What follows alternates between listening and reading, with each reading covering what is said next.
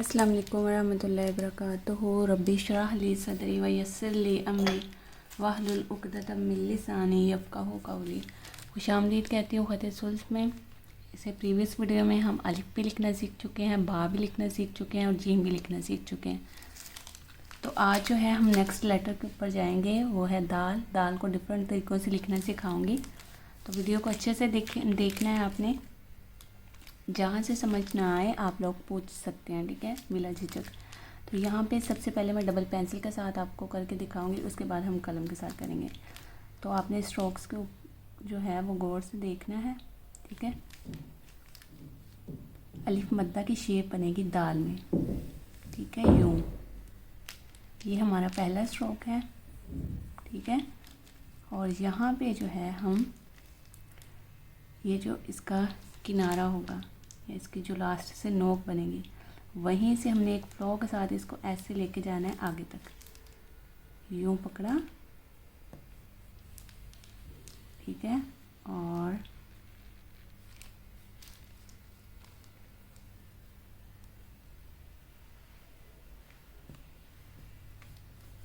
ठीक है, लास्ट से जाके इसकी यूँ नोक बनेगी, जिस तरह हमने बा की बनाई थी, ठीक है।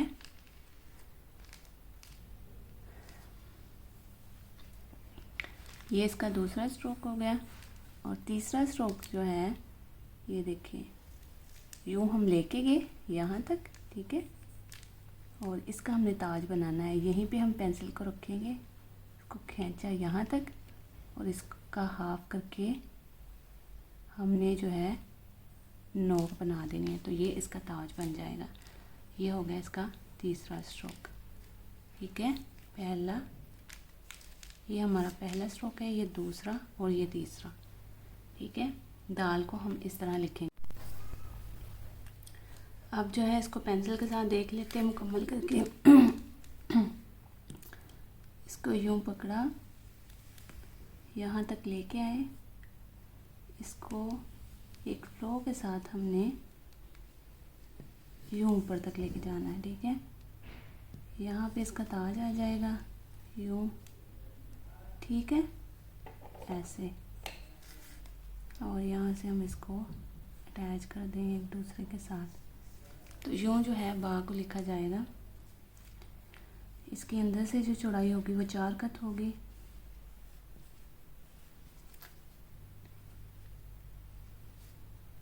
तीन, 4, ठीक है।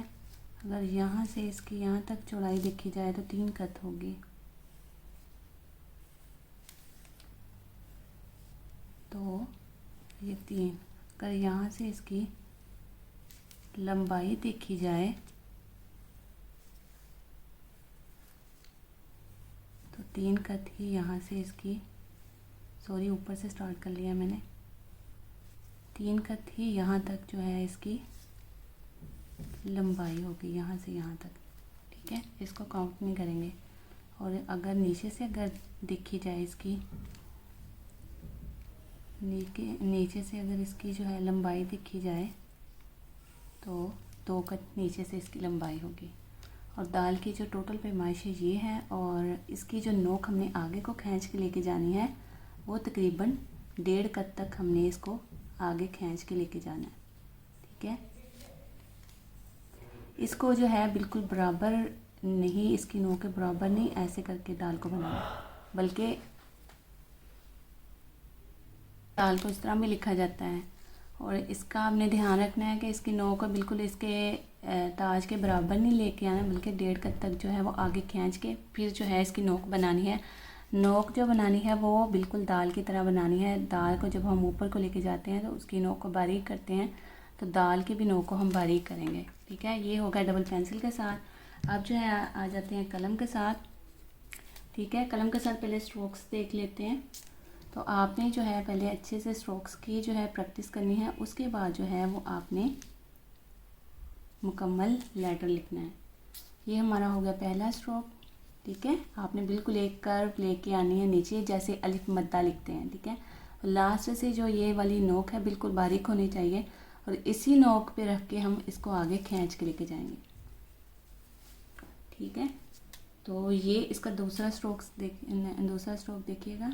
यहाँ से हमने इसको पकड़ा, यूँ खींचा और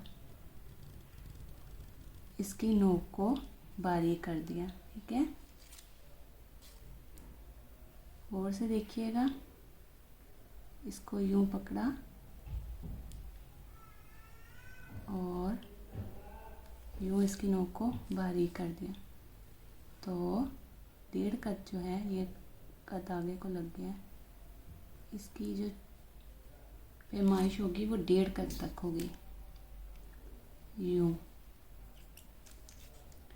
ये दूसरा स्ट्रोक हो गया हमारा। ठीक है, और यहाँ पे जो है हमारा यूँ ताज आएगा। ताज को हम दोबारा से देखते हैं। पहले इसकी चौड़ाई माप लेते हैं। पहला, दूसरा कट, तीसरा कट और चौथा कट। चौड़ाई जो होगी वो 4 कट होगी। अगर यहाँ से इसकी लंबाई देखी जाए, ठीक है, 1 2 3, ठीक है, 3 कट जो है इसकी ऊपर से लंबाई होगी। अगर इसकी नीचे से लंबाई देखी जाए 1 और 2 कट जो है नीचे से लंबाई होगी इसकी। और अगर यहाँ से इसकी मैं चौड़ाई देखूँ, 1 2 3 कट इसकी चौड़ाई होगी और 1 कट का हमारा ताज आएगा। ठीक है, और ये दाल की टोटल पैमाइश होगी। और ताज कैसे बनाना है ये देखें। यूँ कर्व बनाई, इसके ऊपर जो है, इसी के ऊपर हमने कलम को रखना है यूँ और खींच के ऐसे लेके आना है। और इसको हम हाफ करेंगे यूँ। ठीक है, और हमारा जो है वो ताज बनेगा ऐसे। ये देख लें। ठीक है,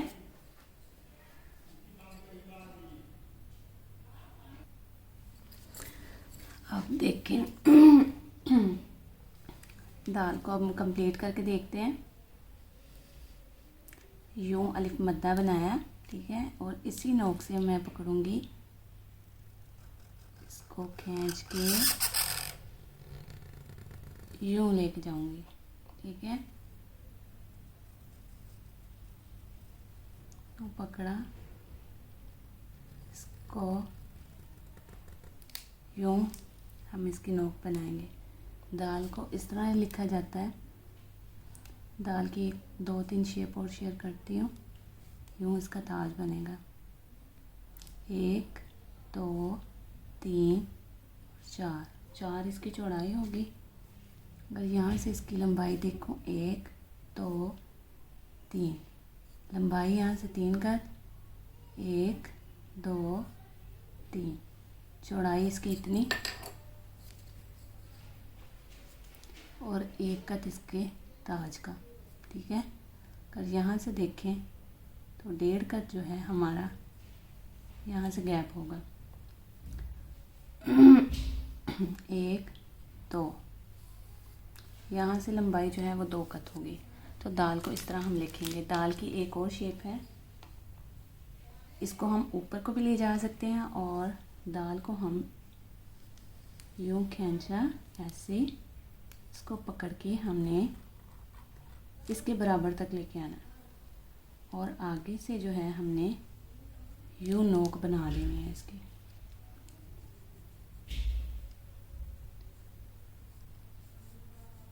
ठीक है, दाल को यूँ भी लिखा जाता है। इसका यहाँ पे ताज आ जाएगा। तो दाल की एक शेप ये भी है। अगर इसकी चौड़ाई देखें, 1 2 3 4 कट ही इसकी चौड़ाई होगी, 3 कट ही इसकी लंबाई होगी, 3 कट ही यहाँ से इसकी चौड़ाई होगी। ठीक है, इसको हमने 1.5 कट तक जो है वो आगे नहीं लेके जाना। दाल को यूँ भी लिखा जाता है। दाल को जो है हम देखिएगा, यहाँ पे मैंने एक स्ट्रोक लगाया बा का। ठीक है, इसको मैंने गोलाई में किया। हमने क्या करना है, इसके साथ जो है हम यूं अलिफ को अटैच करेंगे और यहाँ से अगर इसको मैं स्ट्रेट खींचूं, ठीक है, तो एक कद का फासला होगा। इतना हमने इसको कर्व में लेके जाना है। फिर हमने क्या करना है, यहाँ पे इसके बराबर एक कट लगाना है, ठीक है। कट लगाने के बाद हमने क्या करना है, दोबारा से कलम को खींच के यहाँ तक लेके आना है ऐसे, ठीक है। इसको जो है हमने यूं कर देना है, तो वो दाल की एक ये भी शेप बनेगी। अगर यहाँ से देखा जाए तो इतना हमने इसको नीचे तक खींच के लेके जाना है, ठीक है।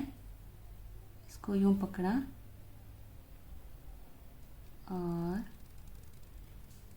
इसकी नोक को बारीक कर दिया। अगर यहाँ से इसकी चौड़ाई देखी जाए तो 4 कत होगी। अगर यहाँ से इसकी लंबाई देखी जाए 1 2 3 और 4 कत ही इसकी जो है यहाँ से लंबाई होगी। तो दाल को यूं भी लिखा जाता है। एक और दाल की शेप है, वो भी देख लेते हैं। यहाँ से हमने यूं कर्व किया, ठीक है। इसी कर्व को हम लेके जाएंगे। पहले इसका मैं ताज बना लेती हूँ। यूं इसका ताज बना, इसको पकड़ा यूं,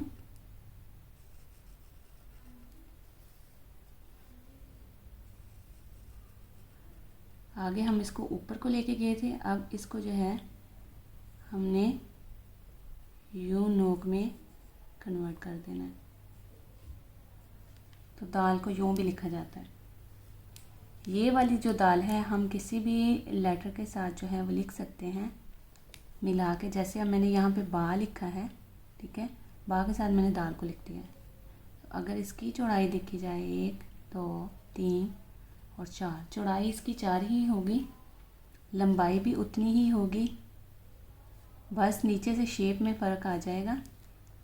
1 2 3 और ये इसके कद ताज का।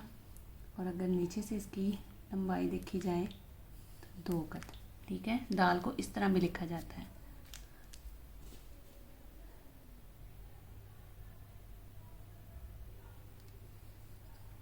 और एक और चीज़, दाल को हम इस तरह गुलाई में भी कर सकते हैं। इसके अलावा अगर ये देखें, नज़र आ रहा है,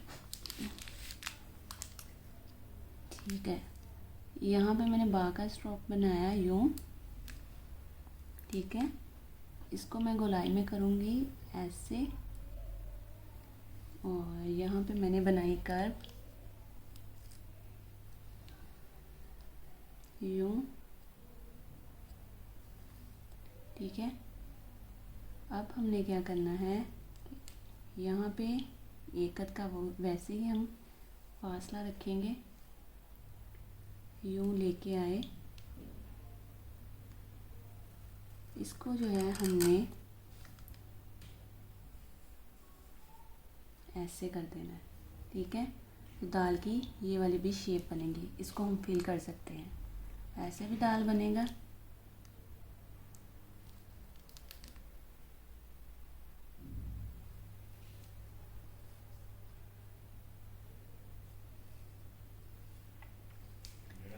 अगर इसकी जो है वो सीधी लाइन खींचें तो 1 कद।